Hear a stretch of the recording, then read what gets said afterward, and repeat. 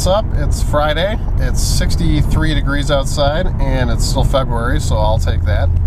And yeah, I got a long weekend ahead of me. Got a 3-day weekend because on Monday is President's Day and I took the day off because I'm going to go to the Chicago Auto Show, which I'm not really shopping for anything, not looking for anything in particular, just kind of want to check out what they have. I've been there pretty much every year since I was a teenager, and I don't know, I just like going with my brothers and my family, but looking forward to that. So that's what I'm doing on Monday, but this weekend is supposed to be gorgeous outside, maybe probably going to be nice enough that I can actually clean the car myself instead of taking it through an auto wash, which I prefer washing it myself.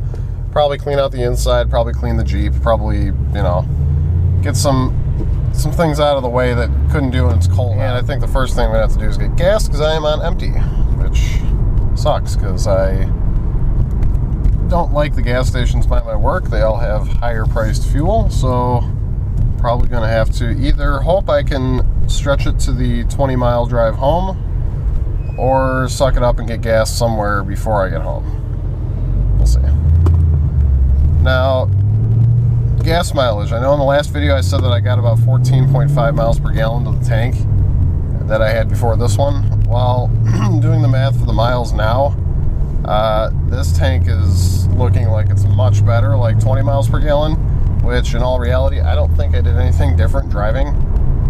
And I'm not sure how that happened. I'm hoping the 14.5 was a fluke, and I don't know, maybe I beat on it more than I thought I did, but just cruising, this thing gets like 22, 25 on the readout, so hopefully I can maintain that because I'm taking a road trip in about a month to Tennessee to see my in-laws, and they live about an hour from Tail of the Dragon. So the question is, which car do I drive down there? The Jeep gets the best mileage and has decent space for all of our crap. We're going to be there for a week. Her Evo is probably the least likely car because it gets poor gas mileage, doesn't have a lot of space, still has the snow tires on it, and I really don't want to drive, you know, 1,000+ miles round trip of highway mileage with those snow tires. It's pointless. It's just useless wear and tear. The only benefit to that is then my wife can drive the car while we're down there if she wants to run off and do anything with her mom or her dad or her brother or whatever. But otherwise, that leaves this. I can take this car down there, which I'm not opposed to because, like I said, it'll be close to Tail of the Dragon. They live, you know, it's the Smoky Mountains down there, so I think there's some great driving roads, but the only question would be weather. Typically up here in Illinois, we are cold and crappy at the end of March, but the possibility that this weather we're having now, which, like I said, is 63 right now, if this sticks around and we can continue to get nice weather, I don't see why I shouldn't take this because it's the biggest car in my family. It's the only one with navigation.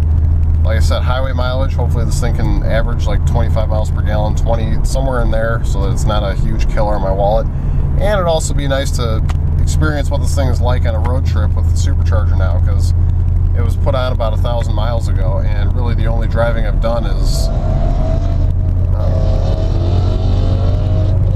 guy in a 5.0 Mustang Coyote taking off here.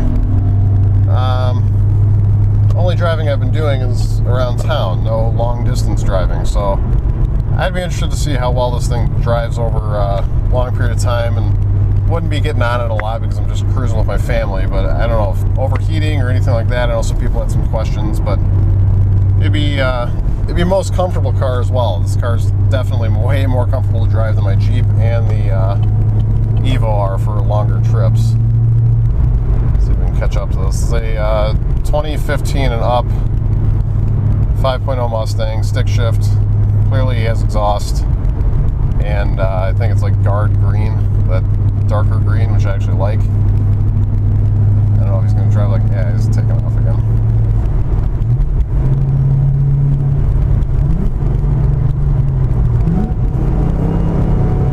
I don't want to hit anybody. You'll probably be able to see him here.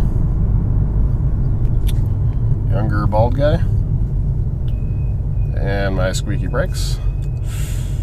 Anyway, so yeah, running out of gas. Hopefully I can make it somewhere. So thinking about it for the road trip, thinking about driving this car because any of you out there, if you have SS's, have you taken them on road trips and what are they like? Is it, I haven't really driven this thing for that long of a period of time consistently. Most of the driving I do with it is to and from work, and the half-mile race in Rantoul, that was a couple hours, not huge. This is going to be close to somewhere between 8 and 10 hours, depending on stops, because with kids and, the need to get gas, because it's going to be more than a tank to get there. It's like 600 miles away. So I want to know, what's the car like? You guys like it on road trips? Is it, I've got the magnetic ride control so I can soften up the suspension, but I'm not sure with the exhaust system if the rumbling of that is going to get out of hand after a while. I've had my brothers tell me after they sat in the back seat that this thing has a horrible drone that's very bad in the back, which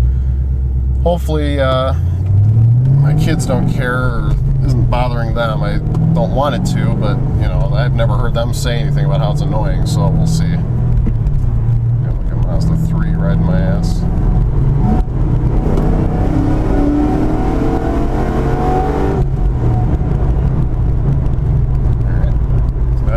Anymore, but got way less gas.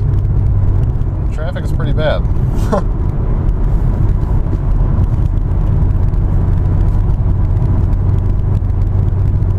And the Mazda 3 is back.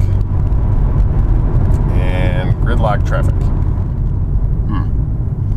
So yeah, let me know your thoughts. If you guys would take this thing on a road trip, or if you would not rack up 1,000 miles, because that trip would definitely put me over the 10,000 mark, which is a little milestone. And the other thing is the tires and all of that. I think the tires will be fine for highway driving, but would you not drive it because of bugs? I don't know. I don't think, like I said, it'll be cold out, so I don't think it'll be, or it's supposed to be, should be cold. It's the end of March. There shouldn't be bugs or anything like that. Obviously there's rock chips. Is there anything I should do to prepare for it? I've seen people put like painter's tape on the front of their car to avoid against rock chips and bug chips and stuff like that. So if you think I should do that, if you think I should drive this, that'd be awesome to know. If you guys have taken them on long trips, and if anybody down that way wanted to see the car, anybody local to Tennessee, will be driving through Indiana for the majority of it, but I've never been to Tail of the Dragon. I thought about maybe we should go and stop in at the Corvette Museum plant down in Bowling Green, but that's kind of out of the way. That's like 3 hours away from where they live, and it's farther west, so I don't think we want to go that far out of our way, because the whole drive is going to take up like an entire day, and I'd rather not make a side trip out of it and have to get a hotel or show up super late or leave super early just to do it. And I don't really think it's worth it. So I don't know. We'll see where we go when I get down there. But again, just let me know what you guys think. Should I take this? Should I take the Jeep? Better fuel mileage. The car that I probably care about the least as far as racking up miles on. The Evo, so my wife can drive it around and have a car of her own to leave and go do stuff if she wants to, but get horrible gas mileage and put needless miles on snow tires that are not really tires that are meant for long distance driving. They're for grip in the snow. They're softer compound.